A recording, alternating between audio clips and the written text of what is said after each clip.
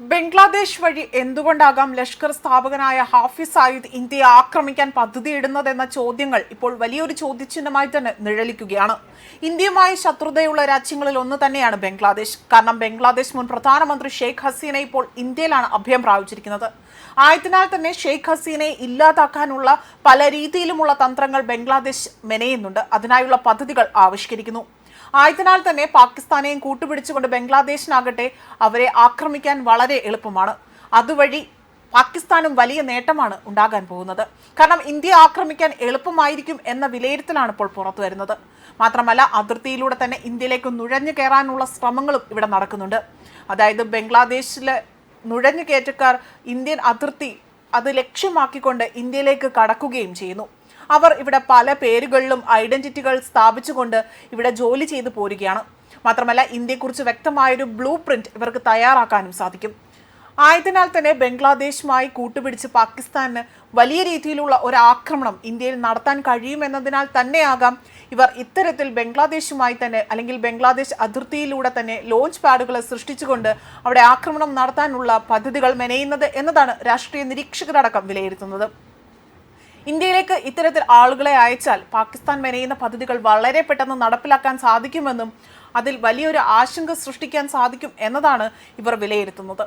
അതേസമയം ബംഗ്ലാദേശിൽ നിന്ന് ഇന്ത്യ ആക്രമിക്കാനാണ് ഇപ്പോൾ ഹാഫിസ് സയ്യിദ് തയ്യാറെടുക്കുന്നതെന്നാണ് രഹസ്യാന്വേഷണ വിവരങ്ങൾ അതിന്റെ അടിസ്ഥാനത്തിൽ വ്യക്തമാകുന്നത്.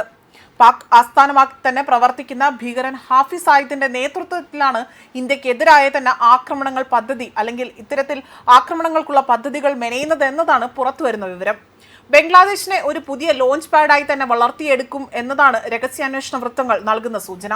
അതായത് ഒക്ടോബർ 30 പുറത്തു വന്ന ഒരു വീഡിയോയിലാണ് ഇത് സംബന്ധിച്ചുള്ള പരാമർശമുണ്ടായിരിക്കുന്നത്. ഹാഫിസ് സയ്യിദ് വെറുതെ ഇരിക്കുകയല്ല എന്നും ബംഗ്ലാദേശ് വഴി ഇന്ത്യ ആക്രമിക്കാൻ തയ്യാറെടുക്കുകയാണ് എന്നതായിരുന്നു ഈ ഒരു വീഡിയോയിലൂടെ തന്നെ അവർ പുറത്തുവിട്ടിരിക്കുന്നത്. അതുപോലെ തന്നെ കഴിഞ്ഞ രീതിയിലെല്ലാം തന്നെ കിഴക്കൻ പാകിസ്ഥാനിൽ ലഷ്കറിന്റെ പ്രവർത്തകർ വളരെയധികം സജീവമായി തന്നെ പ്രവർത്തിക്കുന്നുണ്ട്. അതായത് കിഴക്കൻ പാകിസ്ഥാൻ എന്ന് പറയുമ്പോൾ ബംഗ്ലാദേശ് അവിടെയാണ് ഇത്തരത്തിൽ പ്രവർത്തകർ സജീവമായിരിക്കുന്നത്. ഇന്ത്യക്ക് മറുപടി കൊടുക്കാൻ അതായത് ഓപ്പറേഷൻ സിന്ധൂറിന് മറുപടി കൊടുക്കാൻ ഇവർ തയ്യാറെടുക്കുകയാണ് എന്നതാണ് ഈ വീഡിയോയിലൂടെ പറയുന്നത്. യുവാക്കളെ സംഘടിപ്പിക്കാൻ സയ്യിദ് തന്റെ അടുത്ത അനുയായിയാണ് ബംഗ്ലാദേശിലേക്ക് വിട്ടിരിക്കുന്നതെന്നും ഭീകര പരിശീലനം നടത്തുന്നുണ്ട് എന്നും തുടർന്ന് ഇയാൾ വിശദീകരിക്കുകയും ചെയ്യുന്നു.